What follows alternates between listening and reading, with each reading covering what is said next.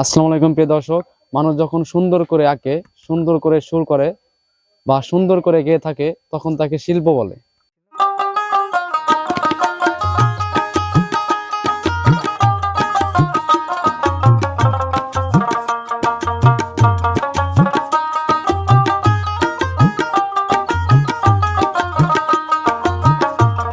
শিল্পের এই কাজকে বলা হয় শিল্পকলা।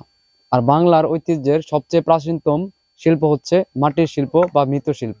প্রিয় দর্শক, আমি এই মুহূর্তে দাঁড়িয়ে আছি দেলদার উপজেলার এলাসিন ইউনিয়নের এলাসিন কুমারবাড়ি গ্রামে। তো আমি আজকে জানাবো এলাসিন কুমারবাড়ির সম্পর্কে এবং তাদের জীবনধারা এবং তাদের বসবাস এবং তাদের শিল্পকলা সম্পর্কে। মাটির শিল্প বা মৃৎশিল্পের প্রধান উপকরণ হচ্ছে মাটি।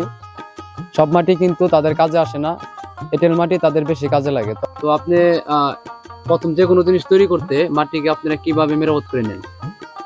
মাটির এই যে কোদাল দিয়ে কুবিয়া ঝুড়া যেটাকে কুবিয়া মানে পানি দিন লাগে, পানি দিয়ে তারপরে মাটি কোদাল দিয়ে চাপিয়ে এই যে লোহার চারা দেখাই যে মাটির ই করে নেয়।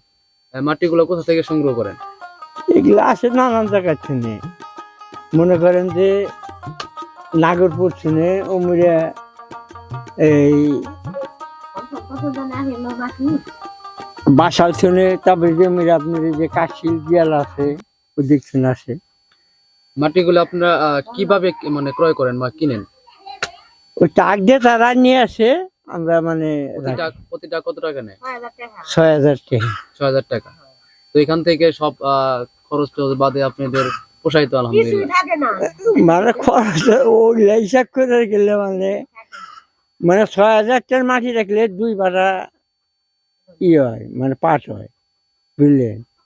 এই ২ ভাড়া বাচ্চা ৩,০০০ টাকা গেলে আপনার লাগে হইলো পাটে, আবার পুড়তে নাকি ৩,০০০, জায়গা ৬,০০০। আমাকে তো কামলার দাম টাম নেই, বেচলে হয় ১০,০০০। আপনার এখান থেকে যতটুকু বুঝতে পারতেছি আসলে আপনি এটা ঐতিহ্য ধরে রাখতেছেন, বাংলার একটা যে একটা ঐতিহ্য ছিল। মানে এটা ব্যবসা এই জন্য মানে বৈশা থাকছে না, বেকার খারাপ ছিল বৈশা এর নাকি বৈশা থেকে কাজ করা ভালো লাগছে। যদি পোলা মানে তারা এগুলো করবো না, মানে আমরাই যা শিখছি আমরা করতেছি, পোলা মানে তো নানান কাজ তারা করে।